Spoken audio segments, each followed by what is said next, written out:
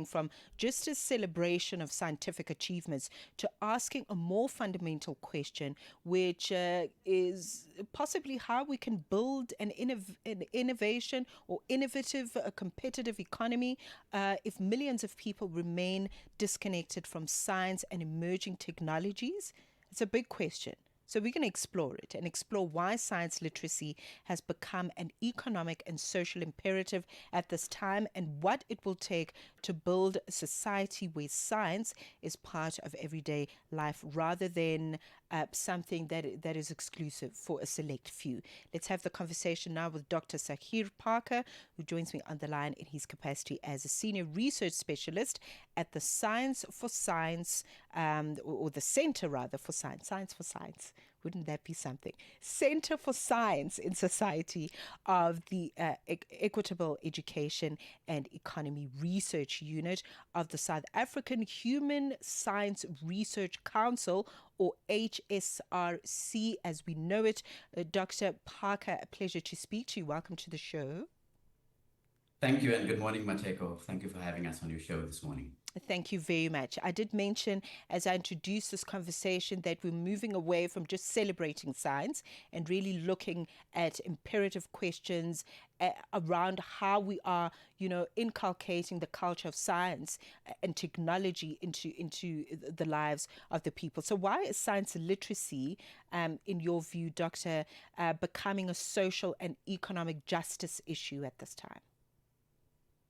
Thank you. Thank you for that question. I think it's an important conversation to have because often we imagine the sciences being separate from the processes within society.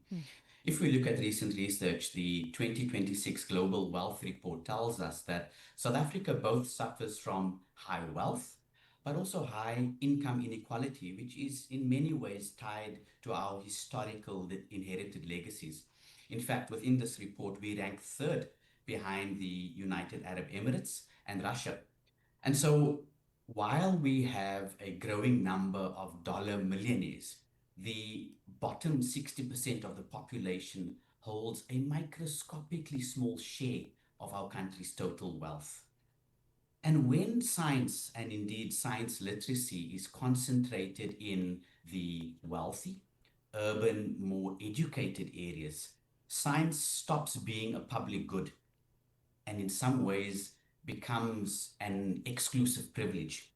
So true social justice in this sense really means translating the 66% of people in our public relationship with science survey that tells us they have a very high interest in science and giving them equitable access to scientific knowledge, to scientific resources, to scientific tools, and to improve understanding across the population so that science in many ways serves the entirety of our country and not just a select few. Very, very important. I'd like us to delve a little bit deeper into looking at science as a problem solver for, unemployment and equality, as you noted, and the skills shortage that we experience in the country.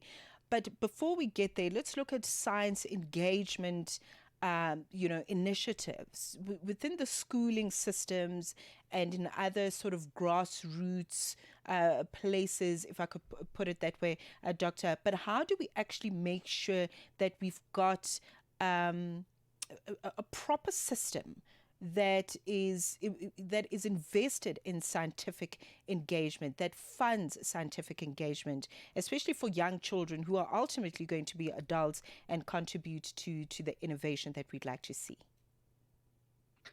I think what is important is to bring science to the people. National Science Month in South Africa really celebrates this notion of opening the sciences to a broader category of people to enable young people, marginalized communities, people who have traditionally been outside the scope of science engagement activities, to bring them closer to the world of science, to help them understand how these important elements are vital to our everyday lives and will become more important as we move forward through our technological revolutions that are currently unfolding. I think what becomes important is to promote a sense of relevance, to promote a sense of public engagement and public participation, Mm-hmm. and to in fact promote our sciences with our people rather than simply for our people.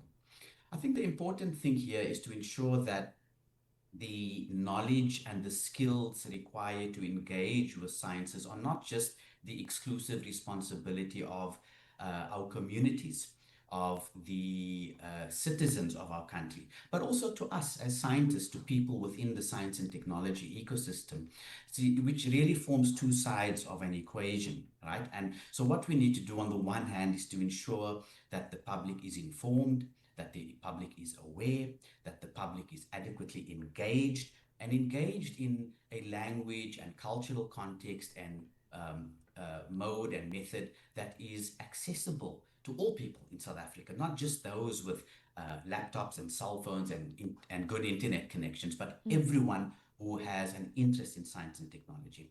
But also, on the other hand, to ensure that our scientific community is able to and adequately skilled and adequately resourced to engage with communities in different languages, in different contexts, to Mm-hmm. bring science home to the people in a way that is engaging, that is interesting, that is understandable, and most of all, that is important to the daily lived realities of ordinary South Africans. Doctor, I don't know where you were when I was in school like 50 years ago. I could have done so well in my science studies, just in how you were explaining the importance of science and making it enjoyable and part of our everyday, especially when we look at how we'd like to innovate in technology and in other spaces that require scientific literacy and knowledge at this time. But please give us a sense as to how the South African Human Sciences Research Council is participating, particularly in the Science Month, as we noted, in these scientific engagements in communities.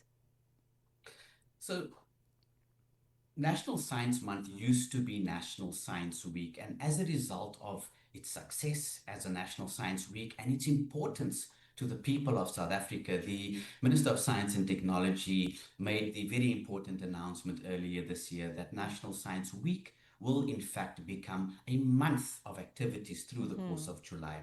The Human Sciences Research Council is participating in a number of different activities to encourage and engage different communities in our various science and scientific outputs.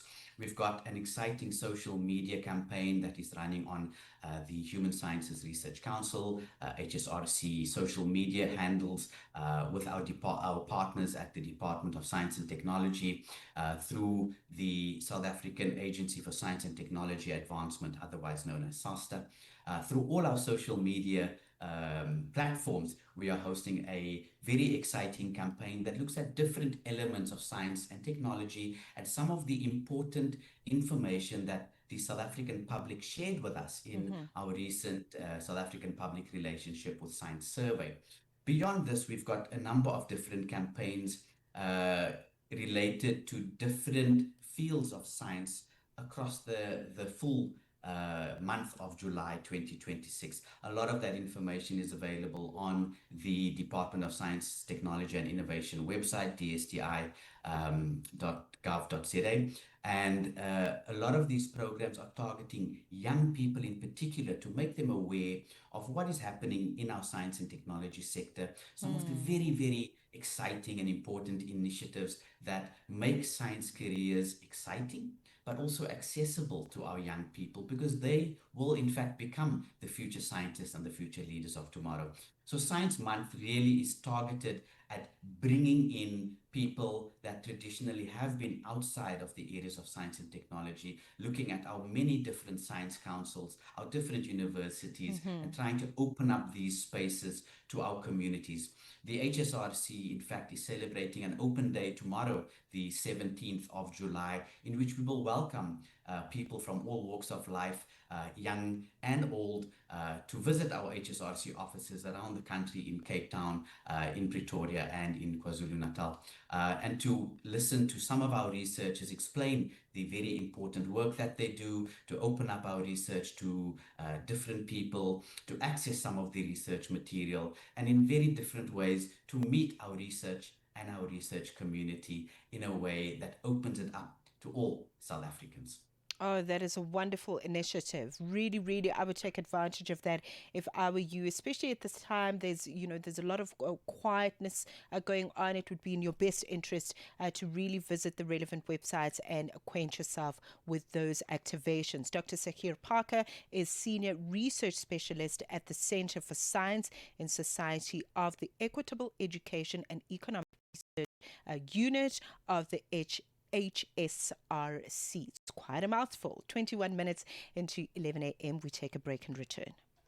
Africa World Hour with Mposi Tole. Kiswahili is one of the most widely spoken languages in Africa, connecting millions of people across East, Central, and Southern Africa. What does World Kiswahili Day mean? Swahili Language Day holds a deep meaning for us as a country, as Uganda, and all our people really recognize this. It's a day that celebrates not just a language, but a powerful symbol of our shared African identity, resilience, and aspiration for unity. Swahili is far more than just a foreign language or foreign tongue. It is our second official language. It is enshrined in the 1995 Constitution and is also a vital bridge that connects us to our brothers and sisters across the East African community and even the broader continent.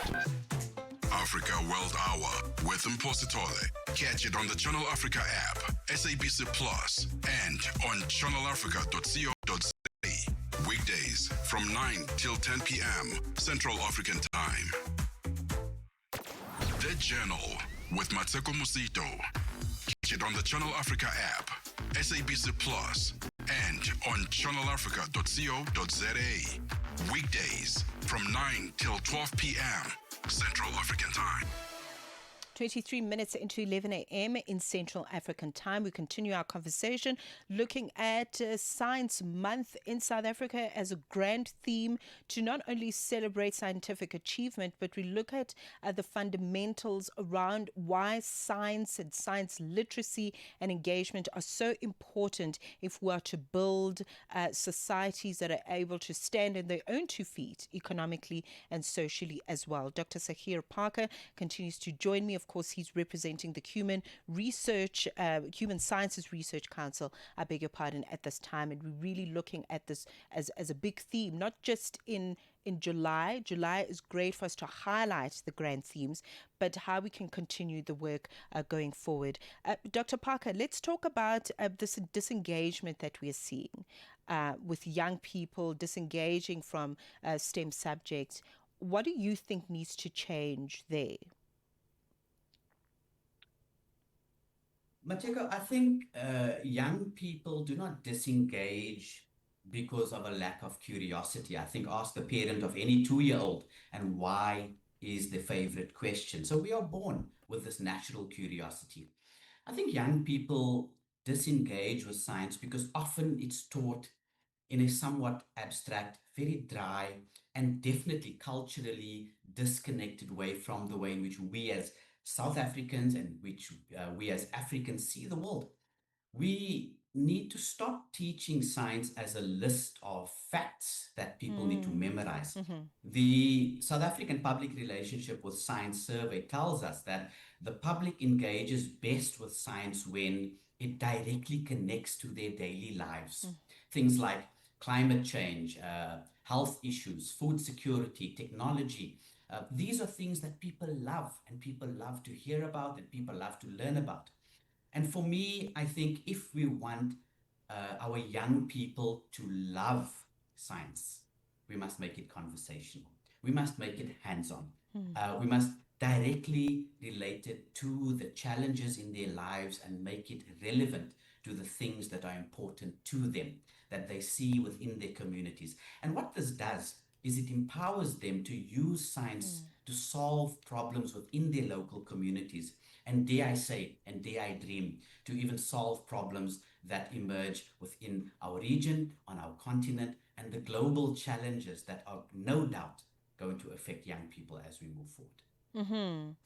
And you know, in your examples, you're making examples of the sectors that are affected by science, and you know, the food security obviously falling under sustainability themes in agriculture. You know, transportation effects. You know, the climate change that we're seeing.